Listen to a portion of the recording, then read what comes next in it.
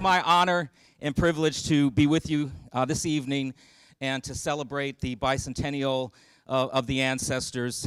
As you heard, my name is Kenneth B. Morris Jr., and I am the great-great-great-grandson of Frederick Douglass, and I'm also the great-great-grandson of Booker T. Washington. Frederick Douglass was born Frederick Augustus Washington Bailey. He was born on the eastern shore of Maryland to an enslaved person, to an enslaved woman, and to a white man. It was presumed that his enslaver was his father. Never had a pair of pants or shoes until he was about 6 or 7 years old. He used to sleep head first in an old corn sack on cold winter nights with his feet hanging out because that was the only way he could try and keep himself warm. He only saw his mother 4 or 5 times his whole life, and that's because she lived on a plantation that was 12 miles away. So in order for her to see her son, she would have to work in the fields picking cotton from sunup to sundown, walk 12 miles in the middle of the night, and then spend just a few precious moments with him until he would fall asleep. And then she would have to walk 12 miles back so she could be back on the plantation by the time the sun came up, because if she wasn't, she was most likely going to face punishment. Now, he did have someone early in his life that showed him some love and nurturing and care, and that was his grandmother, Betsy. Her job on this plantation was to raise the children until they were old enough to really begin their life in manual labor, and that was around 5 or 6. Now, you notice when I talk about Frederick's age, I have to use an age range because he didn't know his birthday. He didn't know when he was born. The only record that mattered to his enslaver was his evaluation on the family's accounting ledger. There was no birth certificates. So when he was about 5 or 6, his grandmother said, "We're going to go on a long journey."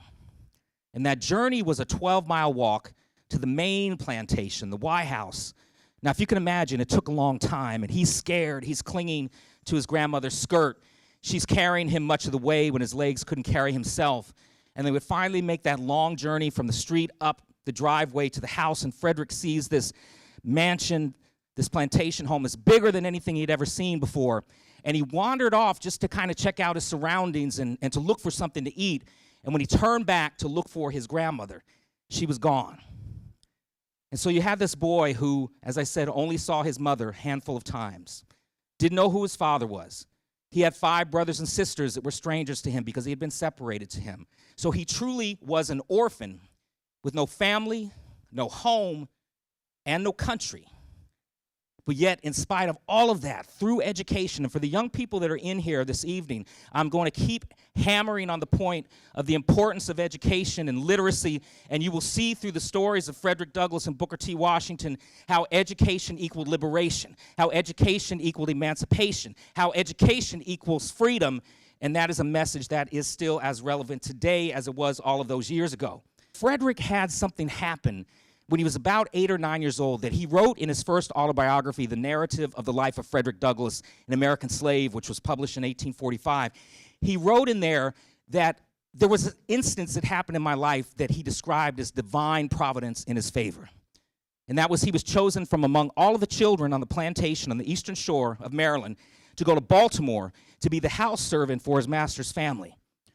Now, the importance of this move was he was leaving in an environment where he wasn't around people where he could learn to read and write, but now he was going to be in the big city. He was going to be around free black children. He would be around poor white children. But what happened most importantly when he got there, his slave mistress, Sophia Auld, had never had an enslaved person before. She didn't know that it was illegal to teach him. She was already teaching her young son, Tommy, and alongside Tommy was Frederick Bailey, bright-eyed and eager to learn. And then this was his first act of self-liberation. He asked her to teach him. And out of the kindness of her Christian heart, she began to teach young Fred his ABCs. And that was all he needed, was that little spark of light into his mental bondage, into his mental darkness. And the lessons continued for a little while until his master found out about him. And when he found out, he got angry. And he looked at his wife and he looked at young Frederick and he said, "You cannot teach a slave how to read and write, because if you do, it will unfit him to be a slave." Did you all hear that message? You cannot teach a slave how to read and write. It will unfit him to be a slave. He'll be running away with himself. And Frederick looked at his enslaver and he thought, if you don't want me to have this, I'm going to do everything in my power to gain it. And he understood right then and there that knowledge is power. That's a message that we hear today. And education would be his pathway to freedom. And he teaches himself to read and write. He was very clever in the way that he went about doing this. He would pick up a stick off the ground while he's out playing in the neighborhood with the children, the free children. And he would write or scratch in the dirt, "Is this how you write an F?" And they would say, "No, Fred, this is how you write an F." And he would file it away. Then he carried in his pocket, he carried bread, biscuits, and he would trade that food for reading lessons. Also in that autobiography, he wrote, "I was always so hungry as a slave child. I always had this pit of hunger in my stomach that would never go away. And on occasion, when I would get food, the overseer would take cornmeal mush and throw it into a trough similar to what pigs eat out of. And he, along with the other children, would crawl on their hands and knees as fast as they could to eat what little food was in there. To eat like pigs, to eat like animals, because that's what he was considered. He was property. He did not own himself. He was no better than the cattle, the sheep, and the horses." So now if you think about this little boy that wanted to learn to read so badly that he would trade something of such great importance, food, he would trade that for reading lessons. And the kids get it all the time, and they'll raise their hand and they'll say, "Mr. Morris, so what you're telling me is he would rather feed his mind and have his stomach go empty." And so what his master predicted happened. He became unfit to be enslaved. He started to think critically about his condition of oppression and enslavement. And he would say things like, "Why am I a slave? And why do you own me? And how come you know your birthday and I don't know my birthday?" And as he would turn to God and he would pray to God for deliverance from his bondage, from his chains, he would say, "God, I don't understand how my master puts on a suit every Sunday, goes to church, and in the Word and the Bible and cherry-picks scriptures and verses finds justification to brutalize, dehumanize, rape, pillage, and plunder his property." He's starting to early on make this distinction between what he would later call the slave-holding Christianity of the land versus the pure, peaceable, impartial Christianity of Christ. So he's thinking critically, and that's a message for our young people today, to start to think about their own condition. And to maybe ask questions like, why is it because I live in a certain zip code, I have less access to good education, to health care, to economic opportunity, versus someone else born into another zip code by no fault of their own, and this playing field is not starting out level. And so our young people can start to think critically in that way. And now we're facing these issues. I just read just a few days ago that Frederick Douglass's narrative was banned in an Oklahoma school district. And the danger of whitewashing and sanitizing our history so that our young people do not know where they come from, they don't know the history of this country, that threatens our freedoms, it threatens our democracy. And for me, having the blood of Frederick Douglass flowing through my veins and knowing how that narrative has changed people's lives. Since I was a little boy, I had people of all ages, even to this day, and all races come up to me sometimes with tears in their eyes. And they want to tell me, first they want to pinch me on the cheek. They want to hug me. They want to pat me on the head. And when I was a kid, I never understood the emotional connection that so many had to my ancestors. And I never felt like I was worthy of that admiration that I was receiving. But probably about 15 years ago, I was at an event like this, and a woman came up to me afterwards with tears in her eyes, and she said, "I read Frederick Douglass's narrative when I was in the 8th grade. I read Booker T. Washington's Up from Slavery when I was in college, and those books made me believe that I could do and be anything possible. And if I could thank them, I would. But because I can't, you become the conduit to saying thank you, so can I hug you? Can I give you a kiss on the cheek?" And now that I have that perspective, I really understand the importance of my soul and my spirit and how these books change young people's lives. It fosters dialogue in the classroom. It teaches them to be empathetic and to look outside of their own lives at people that are unlike them. It teaches them to be more compassionate. And so I just read this a couple of days ago, so we're going to be working on that.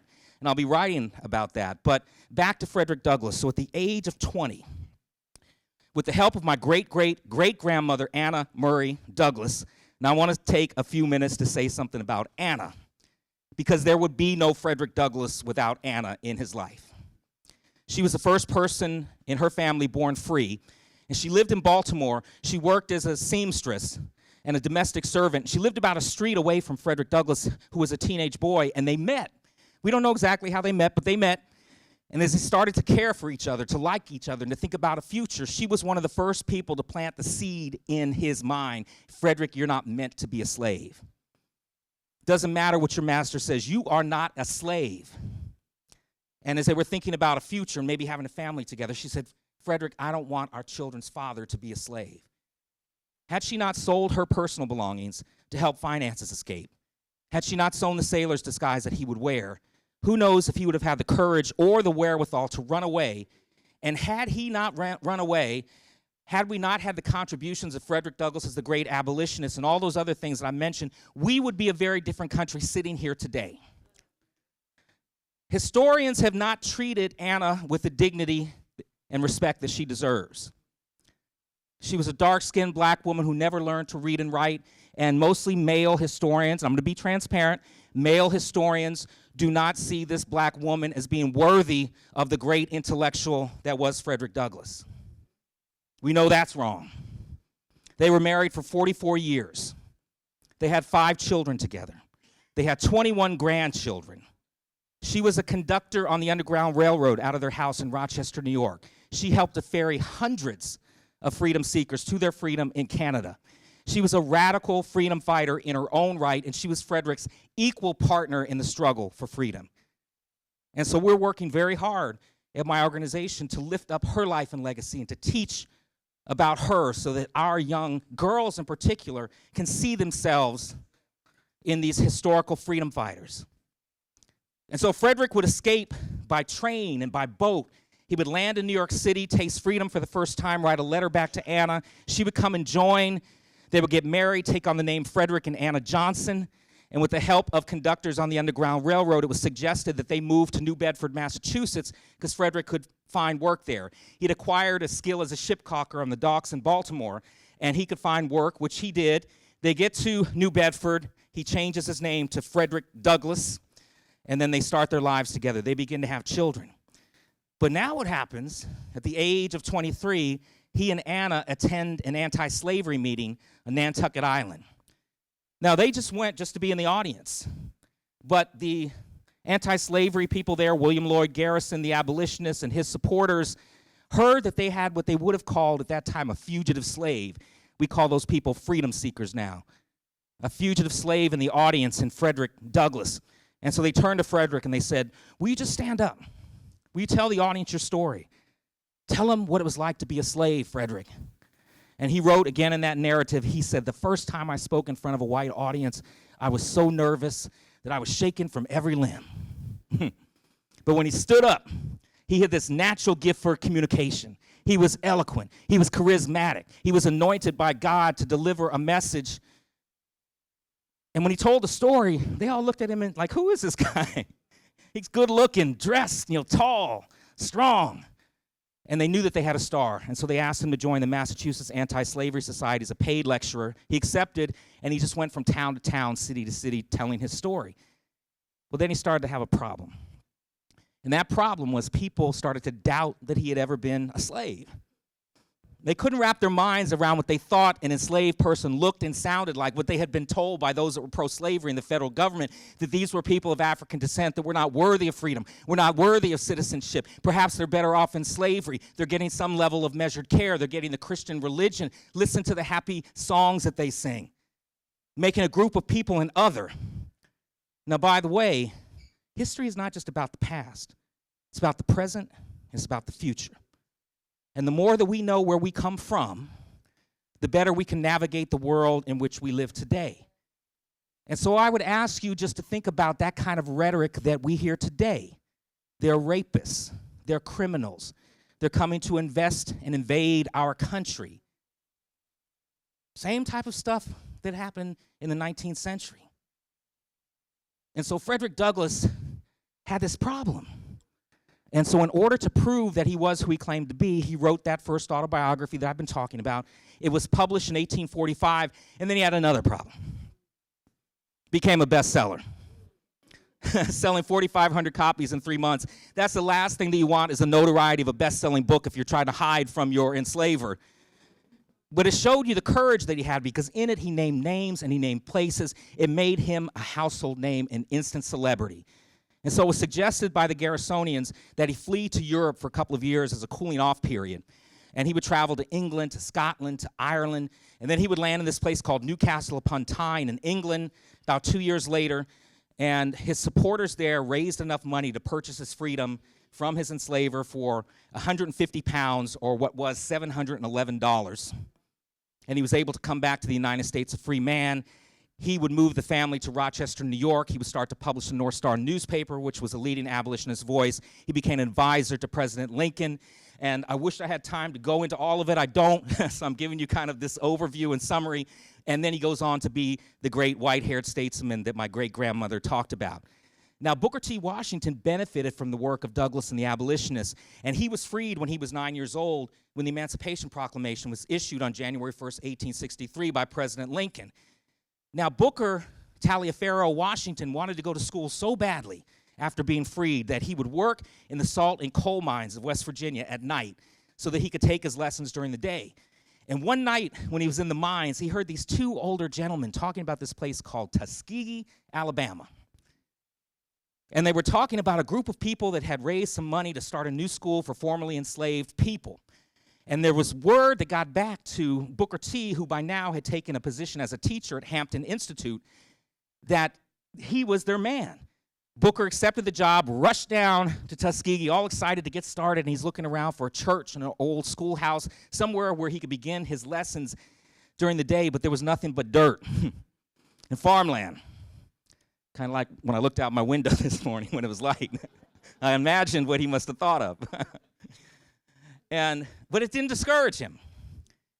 There was no obstacle, no challenge that was too great for him to overcome, which was his philosophy and a message that he imparted on students. And so he started recruiting students. He started getting them excited about an education. And one of the first things that he taught them to do was to make bricks. And in this slideshow, you see the students laboring in the hot sun for their own education, building Tuskegee brick by brick by brick. And the legacy of Booker T. Washington, one of his legacies is the legacy of Tuskegee University, which has educated millions of formerly enslaved people and their families. Now, Booker understood that education at Tuskegee needed to start with the basics. Now, you all may remember or talk about the debate between W.E.B. Du Bois and Booker T. Washington, but Washington believed that you couldn't start reaching for the higher aims in life until you could meet your basic needs in life. And at Tuskegee, sometimes education started with hygiene, teaching them how to brush their teeth, how to tie their shoes. But what he did most importantly was he taught them a trade, gave them a tool so that they could have a stake in the nation's growing economy. Because he understood, coming out of 400 years of oppression and enslavement, there were really two questions. You had people, abolitionists, that believed that slavery was morally wrong, but some of those same people didn't believe that black people were equal to white people. And so he knew that he wasn't going to get people just to change their racist ideology overnight. So what he did was he showed freed black people how they could change themselves, overcome obstacles, develop strength of character, and rise by their own efforts to honorable positions of respect, most importantly, self-esteem. So Washington was a leader who brought stability in a time of transition from enslavement to freedom. And it may be said that he's the person that bridged the gap between the signing of the Emancipation Proclamation and the Civil Rights Movement. And so now I come into the picture, and I'm about 5 or 6 years old, and I start to look around, and I'm noticing that my ancestors' likenesses are on statues, on money, postage stamps. I'm seeing schools named for them, libraries, buildings. And I'm asking my classmates, your grandparents on statues? Nope, yours are. Shannon's are. They need to ask you.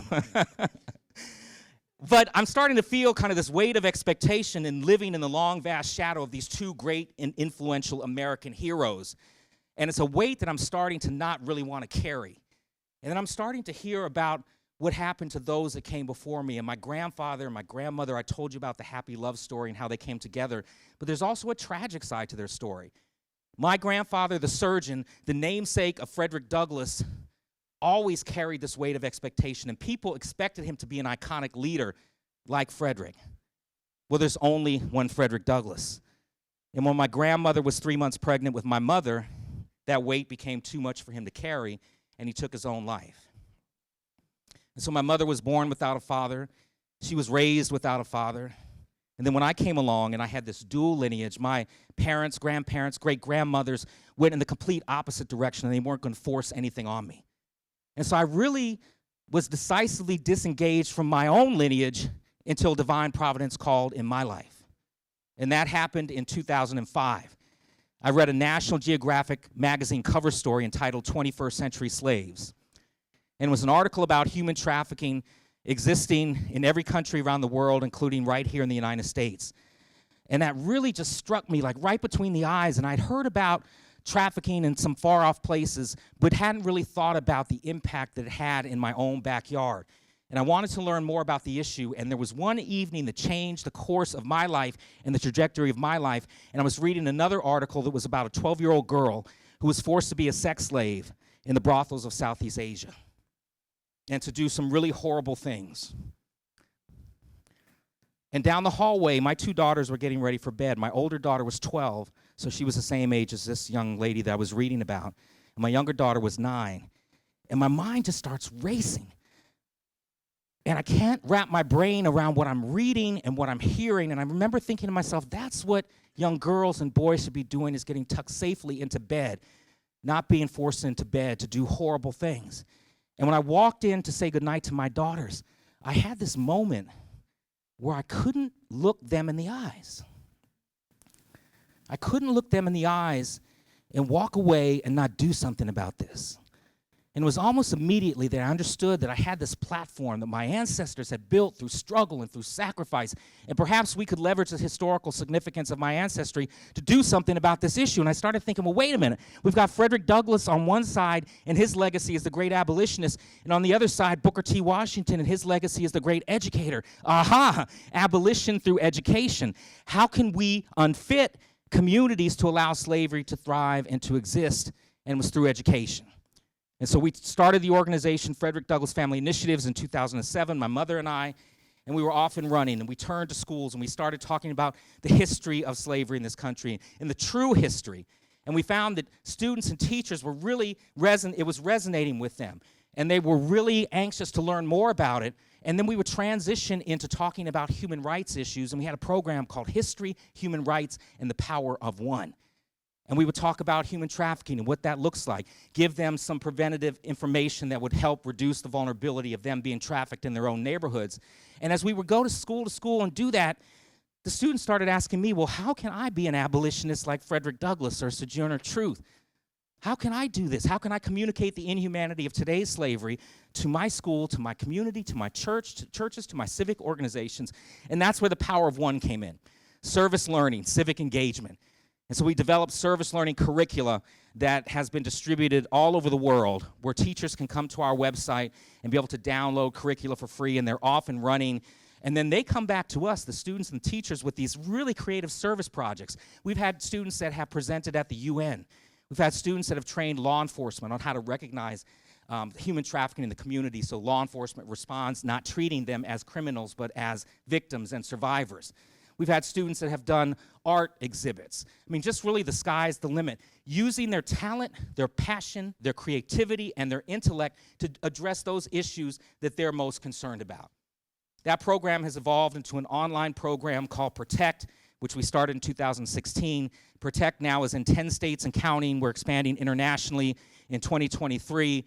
And just so proud of that program because we've had more than 500,000 students that have been educated by more than 60,000 teachers that have been trained on how to recognize and look out for red flags of trafficking in the classroom. We also have a program called 1 Million Abolitionists.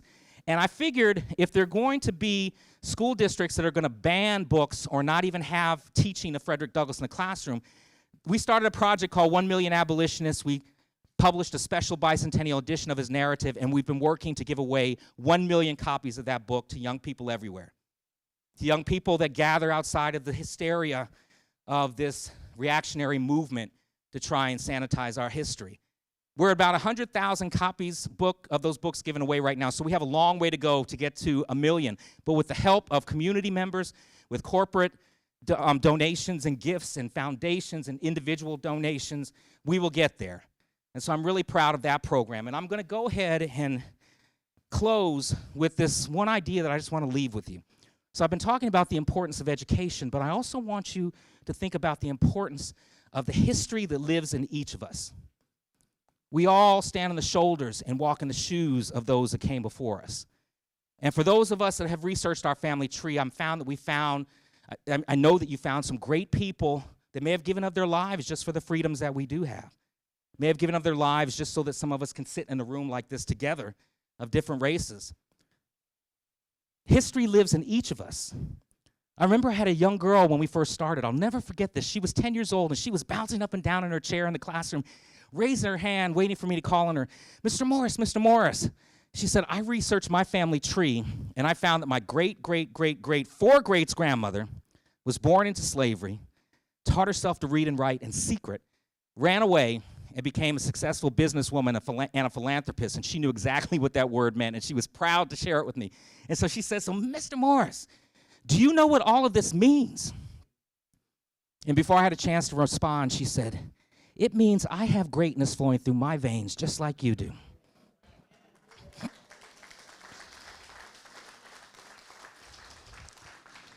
We all have greatness flowing through our veins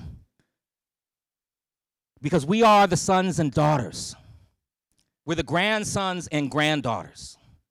Some of us are the products of slavery. This country is the product of slavery. This country is also the product of the abolition of slavery. And from Frederick Douglass, we learned that we have a right to be free. And from Booker T. Washington, we learned how to make our way in the world as free citizens. And from Martin Luther King Jr. and many other great leaders of the civil rights movement, we learned that as free citizens, we have the same rights as all citizens. When I was growing up, the challenges faced by great men like my ancestors were apparent to me because it just so happens their blood flows through my veins. But the fact is, all of us, we live far from the cotton fields. And we're worried more about our favorite sports team winning a ball game on Sunday than we are about the threat of being beaten by our overseers. We live in modern times, and the echoes of slavery are hard to hear from where we stand.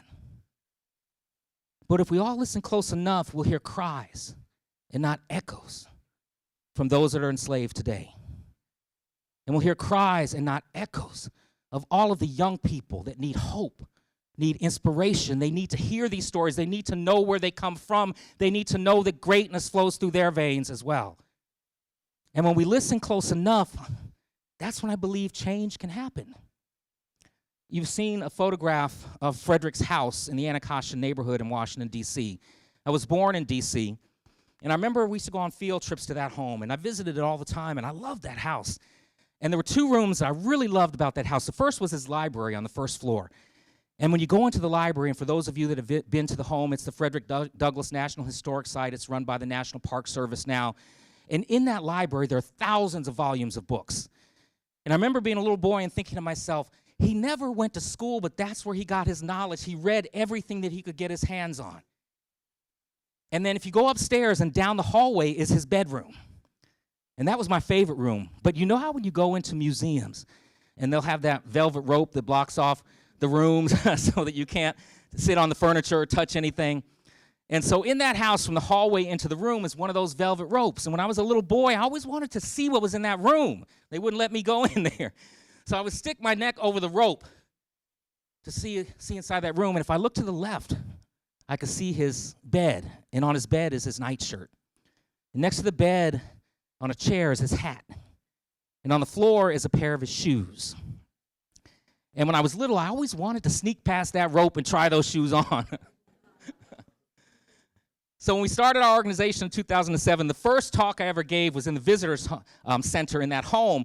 And I told that story that I just shared with you all. And when I finished my presentation, the site manager said, I've got a great idea. Let's go on a special VIP tour. And there were about 25 students and some teachers and some parents. And so we rushed up the hill. The house is on a hill called Cedar Hill. So it's up a big hill, and I'm running up the hill, and the kids are following behind me.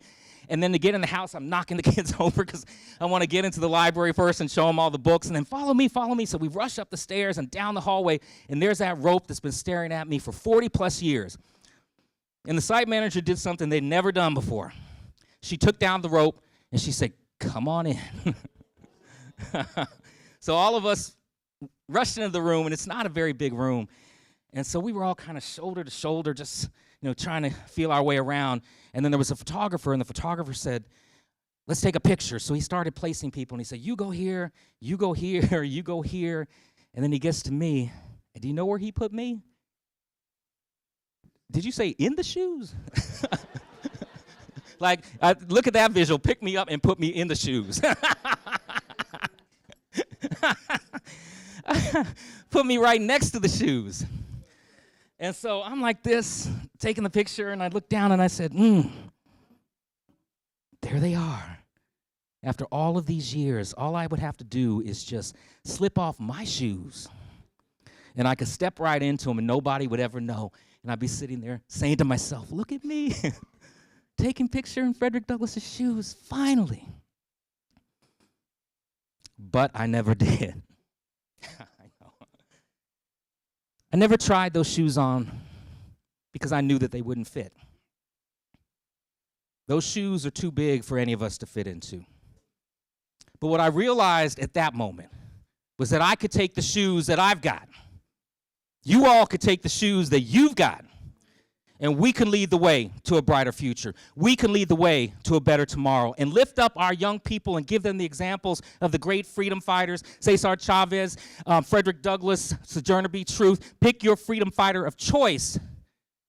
And in the same way that my ancestors began to affect change in the world around them, we could do the same thing. And with that, I thank you all very much for inviting me to be a part of your celebration. It's been my honor to be with you, and thank you. Thank you so much for listening. I appreciate it.